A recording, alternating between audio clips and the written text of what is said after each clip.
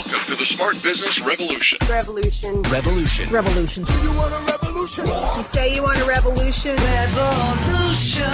The revolution. It's going on right now. Welcome to The Revolution, the Smart Business Revolution podcast, where we ask today's most successful entrepreneurs to share the tools and strategies they use to build relationships and connections to grow their revenue. Now, your host for The Revolution, John Corcoran.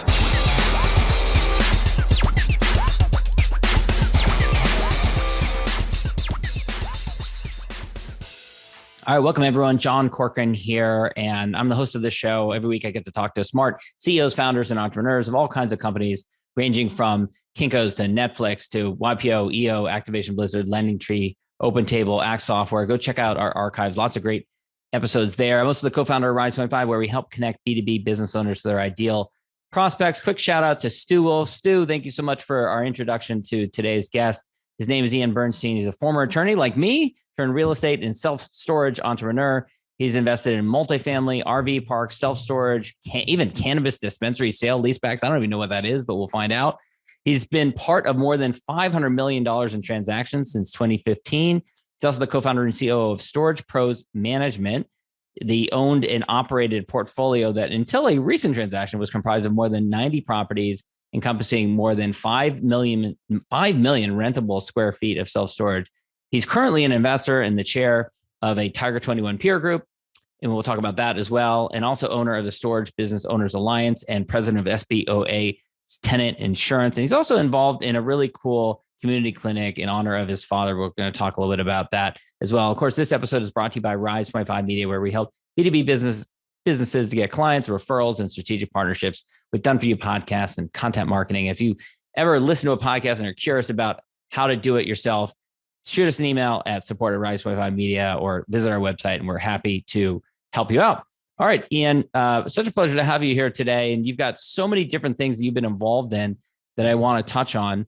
But first, let's talk about leaving the law, because you and I are a rare breed that we went from practicing law to practicing entrepreneurship. And that's not an easy transition. You know, I think if I'm ever in a crowd of other lawyers, there's at least a couple of them come up to me and they want to know how I did it and how they can do it too, because they're secretly miserable frequently. So this was back at about 20 years ago. 2000 was when you left the law, and it was pretty glamorous when you left. Tell us all about it.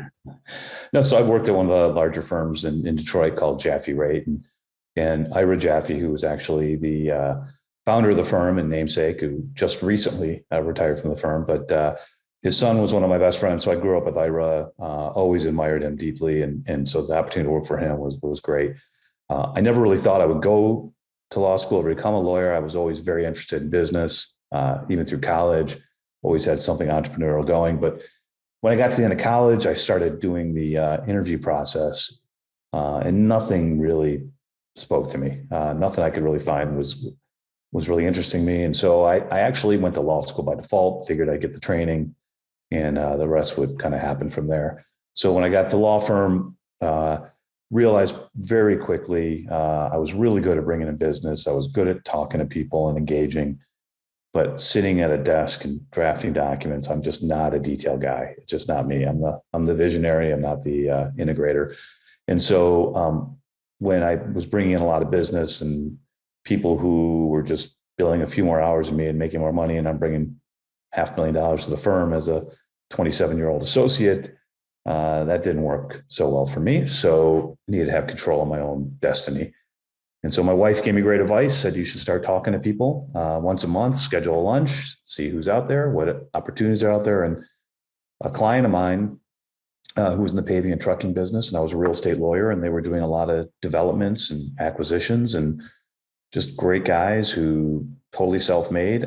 Timing was great for them and for me, and I decided to leave. And so they were getting big enough that they could use someone with your skill set to come in and help with the different transactions. Okay. Yeah. So I decided if I was going to help them, I wanted to really understand all the areas of their business. I was hired to run their real estate, but I actually really help them. I literally went out and worked paving crews for a 2-week stint. And then I worked with a truck driver for a few days and engineers. I learned how to sell paving jobs and how to estimate, and just so I could really understand their business. But, when I left the firm, there must've been times where you pinched yourself. You're like, geez, like I went to law school for this. yeah, no, there's no question. I mean, literally the day I left. So on a Friday, I was at the law firm. Beautiful offices where literally you didn't have to get up. I mean, somebody every 15 minutes came in. If you wanted to take a document down to somebody 3 offices away, they would take it for you. They make copies, they fax, they bring it all back to you. To going on Monday, where I was literally working in a trailer, and my view out my window was the city dump. No joke. Luckily, within 6 months, I actually was able to get my own office with somebody we were doing business with. But it was a great experience. And I really never thought you were going to go into paving and trucking. No. People thought I was crazy. They literally thought I was crazy. What was that like? I mean, because I had that own experience myself, telling family, friends, law school classmates that you're doing this. What was that like? So I'll tell you, for me, kind of 2 things happened. So these guys who I knew pretty well from being their lawyer, but I was so impressed by the 2 hardest working guys that you cannot outwork these guys still to this day. Totally self-made. I mean, they started painting, striping parking lots in high school, and then got into paving and then trucking. I mean, totally self-made. And to test me, I mean, they wanted me to meet them for interviews like 4:35 in the morning, and which I did. And one of the brothers on a napkin kind of drew out what the vision would be. And I wish I saved that napkin because I'd love to have that in a frame. And it changed my life. That moment really changed my life. Yeah, it changed my life. What did he write down on it? Just a roadmap and a vision of how, we start buying a little bit, we buy more, and eventually, we grow and we have a full operating real estate business. And so it wasn't just about the paving and trucking jobs then? Okay, this is a bigger vision beyond. Yeah, no, I mean, the paving and the trucking was really what fed my end of the business to invest more and diversify. Got it. So I quickly got out of that, but focused solely on the real estate. But it was exciting. It was exhilarating, and watching these guys, make big decisions. And I learned a ton being there. I mean, it was a master's program for me, more of a PhD probably. I mean, these guys, what they had to do to grind it out every day. And create it. And it really inspired me, motivated me, taught me so many of the things that I've learned today. Taught me some things I think made me successful, and others I realized I don't want to do other things too, or I want to do it differently. And I learned a ton. All right. So you work with these guys for 5-6 years, something like that. And I think it was 2006 where you decided to go out on your own and you decided to kind of part ways with them. So what happened there? So we had a really good exit on our storage portfolio. Got into storage in about 2000, right when I got there. First thing I worked on, and thought about becoming full partners, kind of getting away from having salary and really becoming 1/3 partners with the brothers, and just couldn't really come to terms. And what they had offered, what I couldn't have afforded to do it. It wasn't worthwhile. So decided I needed to go. Really, the only option was to go work somewhere else, which I had no desire to go work for anybody ever again, and or go on my own. And what would that have looked like? What does going out on your own mean? That means I had no idea. Okay, I had no idea. So two things I had going for me. We had a really good exit, so I had enough runway. A little runway. Yeah, it was a probably 3-4 year runway of what I would, what I was making with these guys, which was probably double what I was making as a lawyer. So I had some time to figure it out. And my wife, who's amazing and way smarter than me, has been at Ford Motor Company for 23 years. So she had a good paying job. And so, when we parted, when I called her and I walked out of the meeting and said, I just quit. And she said, good, you got this, you're ready. So I really didn't know what I was going to do. I had no plan. I thought at first I would stay and run the deals that we were doing together. And then that just didn't work out. Relationship wise, it was time just to have a clean break, which I did, which ended up working out fortunate because we were doing a ton of residential development. And this is in 2006. Yeah. So we, Yeah. January of '07, we signed, they bought me out of my interest in the residential component. Uh-huh. And then right after that happened, I met my now partner and in the storage space. And, and we all know what happened in the residential world right after that. So that would have Yeah. been a Looking back on that, I imagine at the time you were probably maybe I'm reading into this, maybe not happy about that result. Maybe you probably, like many people in 2007, they thought real estate was going like this. yeah. But in retrospect, it seems like it was a good thing. No, it was, I mean, it was unbelievable. It was the luckiest thing that's ever happened to me. I was actually going to Charlotte, North Carolina almost every week. I had a young son, a daughter on the way. And my wife had actually agreed we were going to move to Charlotte, most likely, assuming we came to terms, which we didn't. And so we all know what happened to the economy. And I was a personal guarantor in all those leases and all those deals, on the loans. Yeah. Obviously it was a very difficult time and was very fortunate to not be there.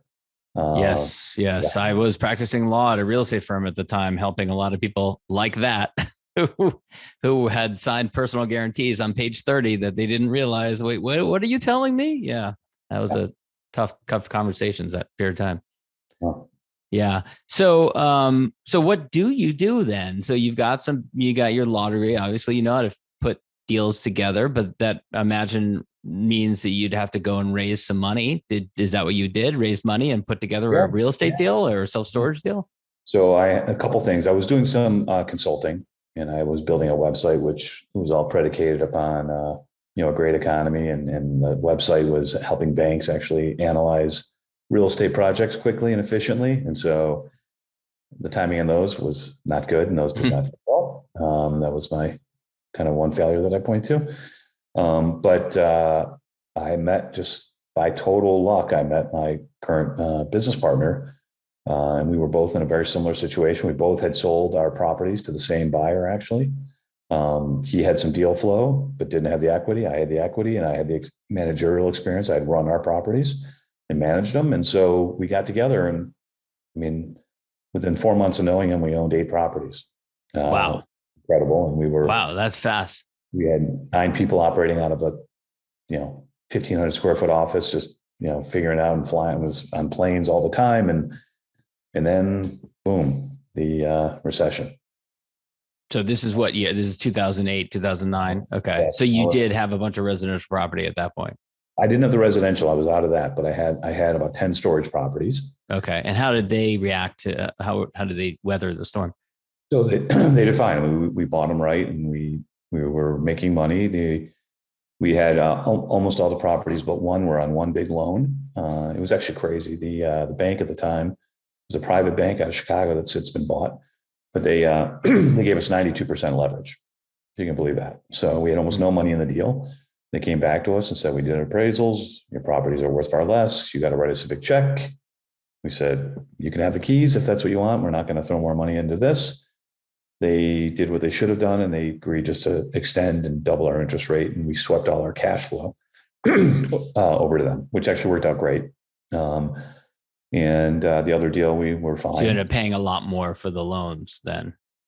Yeah, we did. But it was not we did amazing on these properties. Did that though, when you kind of said, take our bluff? I don't know if that's the right phrase, but you basically said, like, take the property back. Were you afraid that they actually would?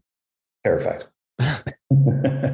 We had many conversations. They would call us and say, you have a problem. And then we'd say, no, we have a problem. And so we said, we're your best performing asset out there. I mean, we're making a ton of money still. Yes, the appraisals are bad, but we're still operating well. It's still profitable. It's producing money. Yeah. I mean, we're your least concern. We're the smallest concern you have out there. Mm. So, and it was a non-recourse loan, so there was no guarantees. So when the dust finally settled, I mean, we were one of the only guys out there that didn't have properties that were given back to banks. And so between 2009 and 13, end of 9, beginning of 13, we bought almost 70 properties in 8 states, probably on 20 cents in the dollar. Wow. and then and had to guarantee to have recourse in every one of those personal guarantees, which I didn't have any money, so it didn't matter. And eventually, by 2012, we were able to refinance everything, take off our guarantees, and send back our investors all their money and then some. And we got very lucky. I mean, we sold a lot of it in 2015 after buying them at 40, 50% occupied with very little revenue. We sold them in a lot of them in 2015 at a 5 cap on pro forma. And what does that mean for those who don't know? Yeah, so it's a formula of valuation, and so we basically ended up returning 7-8 times our investors' money to them. Wow. And what you said they were 40% occupied. So what did you do in order to turn those around and increase the occupancy?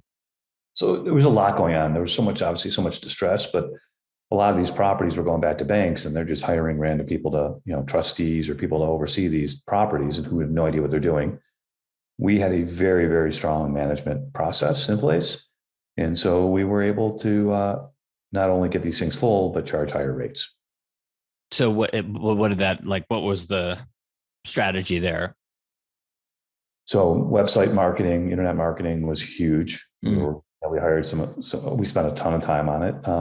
Revenue management was really the key. With storage, you're signing monthly leases, right? You're not signing any long-term leases. Yeah. So if you wanted to, if you're not scared about losing business, I mean, you could change people's rates, every 3 to 6 months if you want. You could do every month if you wanted to. And the thinking there is for someone raising somebody's rate, $3 or $4 a month, they're not moving, right? They're going to come in and move all their stuff. Yeah. So, at one point, we had like 35,000 tenants, something like that. Wow. And, you can do the math. If you increase everyone's rate on average by $4 a month. Yeah. Times 35,000 times 12. Significant. Yeah. You just created, several $1 million of value. Right. And so are these fairly stable tenants in the storage space? Yeah. So like the average tenant was at the time when we were really deep into it was staying about 9 to 10 months. And then the business, the commercial clients would stay for, 3-4 years. And is there anything you can do to change that? Or is that just the nature of it? It's longer now. It's definitely longer now. It's longer now. Yeah, it's not really. I mean, when people want to move. Right. They want to, yeah, right. You could reduce it down to $1, but maybe that'll be it. Right. You had, we talked about this before, and I might be getting the time frame right here, but you got a form of encephalitis. Yeah. That was a crazy health scare. When was this?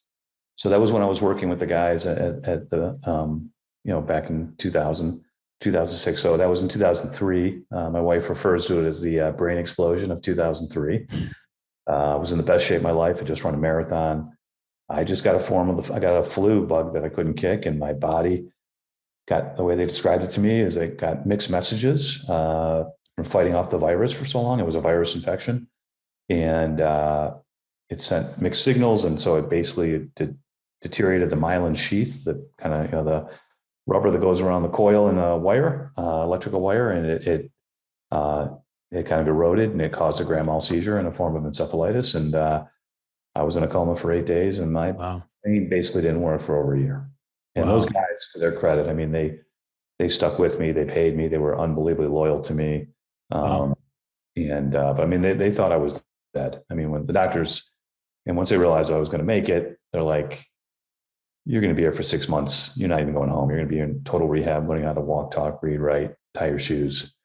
And, the doctors they talk about my case still. They can't believe how They recovered. Yeah. Wow. And so it was literally learning how to tie your shoes, walk, all that stuff. It wasn't that bad. I mean, I was lucky.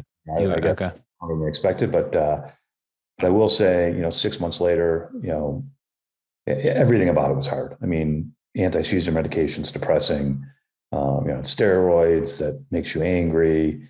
The medication depressed the hell out of me, and I could barely get out of bed. And knowing that I had deficiencies was very debilitating and frustrating.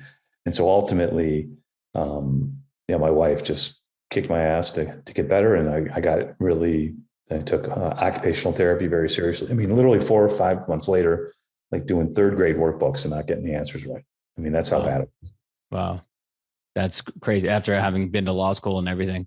Yeah. And numbers guy for real estate. I mean, it was, and trying to hide it, not let people know, but it was pretty clear. And being worried whether you would get your full mental capacities back ever, I imagine. I mean, the crazy part is everybody would ask you, do you think you're different? And I said, but here's the real answer. Like your brain could trick you. Like I could have been a totally different person before the injury to after. It's possible, right? Like I don't know. Yeah. When was the transaction to sell the business? So my big transaction was 2015. 2015. Okay. And you also had a kidney transplanted into you. That was 4 years ago after the sale of the business. So before we get to that, you sell the business. Yeah. What was that like, especially after having been through what you'd been through? Hard to even put into words the feeling. I remember the moment. You're signing the paperwork. I was just looking on LinkedIn, and Sarah Blakely of Spanx just sold her business at a $1.2 billion valuation. And she was a picture of her signing the paperwork with this red backpack that she's got, like this iconic red backpack that she like has taken with her everywhere. Yeah. Yeah. So I remember being at our attorney's office, a couple of days before, huge conference room, probably 100-foot table covered in documents. It was 37 properties that we were selling. It was like an all-day affair, signing all the documents, and we got pictures of it. And then, by the time it takes we had some loan things we had to deal with, and there was a couple of days in between. And I just vividly remember being in our conference room, in our office with my partner and our CFO, and sitting at the computer, keep hitting refresh on your bank account. And finally it's it again. He's like, it's here. Oh my gosh. Wow. Ready. I hit the champagne. Oh my gosh. Around the office screaming. It was surreal. Like I couldn't even believe it happened. I couldn't get over it. Now, I imagine you called the bank and said, there's going to be a bigger figure coming in. Because I've heard stories of people selling a business and they didn't tell the bank before, and then it caused all kinds of problems. Right. Yeah. They were well aware. Yeah. Yeah. And it was a long process too. Like at the time, we originally thought we were going to do, we were working with investment bankers and maybe taking on an institutional partner. Thank God we didn't do that. It was a waste of time. We worked with them for 6 months, flew to a dog and pony show around the country, and we were kind of sold a bill of goods from the investment bankers that we didn't get anything close to what they suggested we would. So where did the ultimate buyer come from then? So actually, just before this, I was talking that there's a broker based out of Houston who's the top guy in our space, an institutional broker. He's now with Newmark, a guy by the name of Aaron Swartland and his team, Kenneth Cox. And we've sold, over 100 properties with them. We sold over, I think we're somewhere between 500 and 600 million we've sold with them. Mm-hmm. As far as an institutional seller goes, I mean, they're, that's who you want to work with. And so he connected you with the buyer then? Yeah, we went through a process, because we had shown the properties before. We were worried about getting, giving a negative image because they didn't sell. So we kept it to we agreed on a list of about 25, 30 buyers that were most likely. And there was some decent competition. It came down to 3 guys, real tight. And, we actually took a price that probably was, if I recall correctly, was not the highest price, but had the highest likelihood of closing. Interesting. Now, you had started, you're co-founder and president of an industry group for your industry. And I'm fascinated by that. Why did you do that? Did you find that there wasn't an industry group to represent your interests? And how did that influence your business? Yeah, great question. So it started out really as a form of survival. So back in, I think it kind of started in late October 2009, it says on your LinkedIn, which is not a great time. Right, that's when the business launched, but we started earlier where I went to, there was probably 9 or 10 other guys in our group who had similar sized businesses. And I just said, listen, we're getting hammered. There's no way we're going to raise revenues right now. One thing we can do to improve our situation is to do better on our expenses. And so I went to a bunch of our main vendors and said, listen, if I could get you all of our business, will you give us a discount? And every one of them said yes, obviously.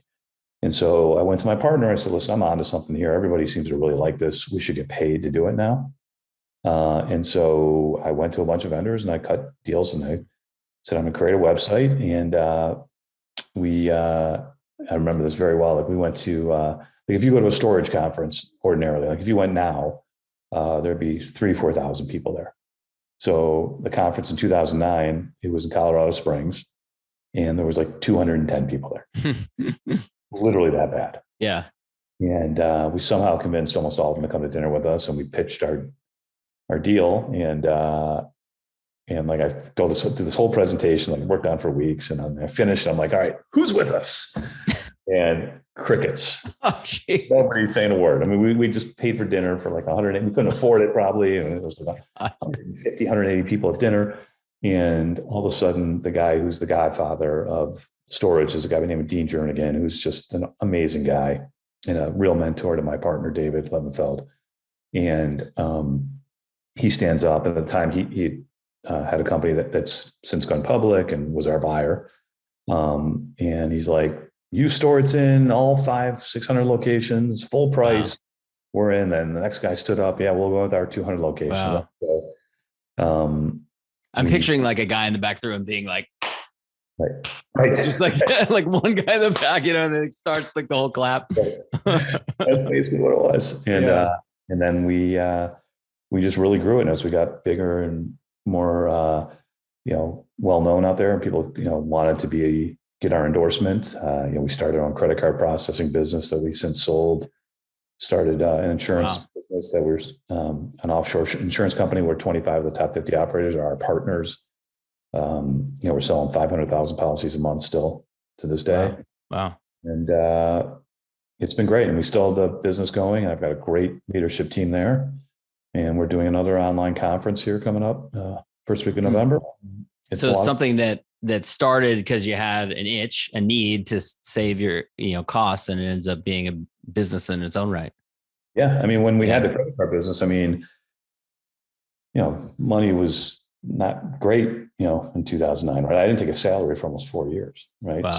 So this business, at one point, I mean, with the credit card processing business, our overhead was $200,000.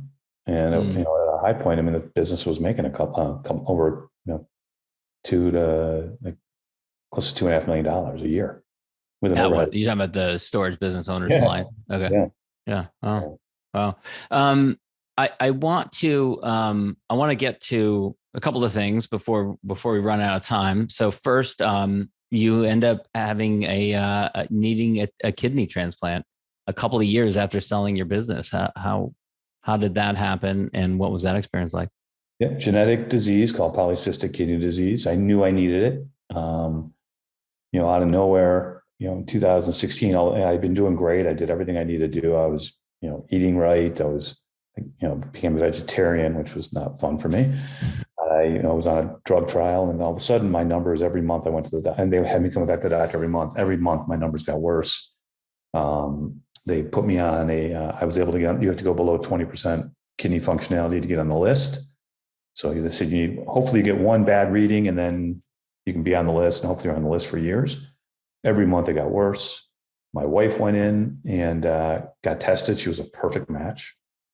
Made me promise I would take hers. I said, okay, crossing my fingers. Went home that day, did a Google search and found out the shortest wait list was University of Toledo. And it's only an hour and 20 minutes from us. And so I remember when Steve Jobs had this, he moved to a different region. So did you have to do that? You had to move to Ohio? You can be on as many lists as you want. Oh, you can? Oh, okay. You can. And then ultimately, so I've been on the list for a year. If you want, you can move your priority or time served. You can move that over to another state. Got it. And okay. So I got on the list on a Tuesday, and I was going to send in my form was sitting on my desk to move my priority over to Ohio, to Toledo. And my wife said, "Oh, we're going to dinner with the head of transplant from Henry Ford, where I thought I'd get the transplant." Mm-hmm. They had a 2 to 7 year wait list. Toledo was 18 to 30 months, and I'd already had a year served. So my wife said, "Oh, we're going to dinner with them Thursday. It won't make a difference. Why don't we ask them Thursday what they think of Toledo?" So we go to dinner, we hand them over our big check that we give every year. And they said, "Toledo's great. You should do Toledo, shorter list." I would do it. And so it was literally sitting on my keyboard in my office. I was going to sign it and send it back Friday morning and get up to get ready for work, get out of the shower in my robe, and my cell phone rings at 6:15 in the morning. And it was University of Toledo saying they had a kidney. I'd been on the list for 2 days. Wow. Yeah. And tell us about, so you go in, you have to rush over there, I guess, like drop everything and go into surgery and have a kidney implanted. Yeah. Yeah. And you've become friends with the father of the 26-year-old man who died. Yep. Guy named Guy Wetzig. His son was named Tyler Wetzig. We met them face to face, but we email and talk with some good frequency. The mom is challenged with it. It's not, I get it. Not everyone, some people never want to meet their recipients or vice versa. It gives him great comfort. And so I want to respect that. He actually gave me, I've got this huge picture of him sitting next to my monitor at home. And I thank Tyler every day. It's really special. Before we wrap up, a couple more things to wrap up with. Your father's clinic. I think he started it, right?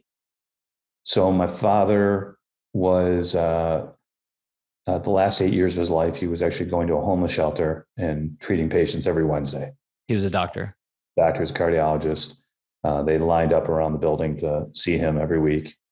He touched a lot of lives, and so he was going to do this full time. He decided when he turned 60, he was going to do his own clinic and open up a whole clinic and do it himself. Unfortunately, got all the paperwork done, was ready to go. He was actually naming it after friends of his who had passed away from cancer. And he ended up getting a stage 4 lung cancer diagnosis and never saw it happen.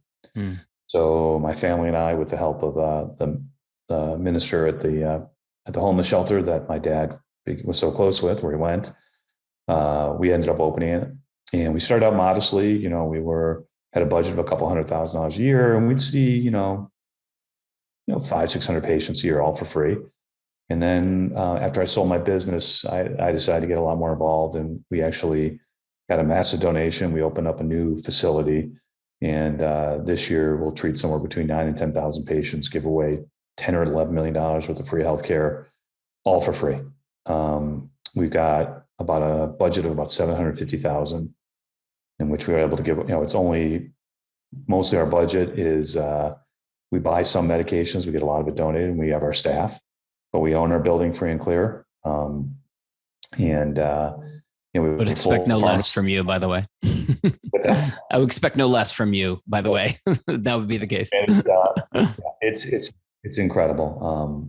You go there and you feel like the world's a good place. It's what we've accomplished. And we just got we actually got our biggest grant yet. We just got a $700,000 grant to help vaccinate the community. Oh, wonderful. Very cool. Very cool. That's great that you do that. And then tell us about Tiger 21. It's a really interesting group of, founders who've exited a business and want to learn more about managing their money in a wise way, and maybe getting involved in initiatives like the clinic that you mentioned. Yeah. So it's, I didn't really even know what it was when I'd sold my business. I had 3 investors who really pushed me to join. And so it's kind of like a high net worth individual group where you learn to kind of 4 components in meetings. One is wealth preservation. 2 is estate plans and how to basically not mess up your kids. 3 is deal flow. And then 4 is philanthropy. And so it's a safe place. We all sign NDAs and we really can share a lot of, kind of deep, dark secrets, as well as, financial information that, how we can do things to help our families, help our communities, help ourselves. But it's great access and a great network where you can really get things done, and some really impressive people. Yeah, very cool. And so you went from being a part of it to then becoming a chair. I did. I was going to be a member. A good friend was going to be our chair. He hated doing it, so I fired him. And instead of doing me a favor, you're not going to enjoy this, and so I did it myself. That's cool. And I love it. I actually love doing it. I love it.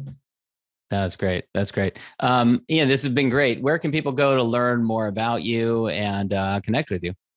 So you can either, best way is just to go to Ian, email me at ian@spmadvisorsllc.com, or you could even go to www.thesboa.com. Excellent. Ian, thanks so much. Thanks for having me. Thank you for listening to the Smart Business Revolution podcast with John Corcoran. Find out more at smartbusinessrevolution.com. And while you're there, sign up for our email list and join the revolution. Revolution. And be listening for the next episode of the Smart Business Revolution podcast.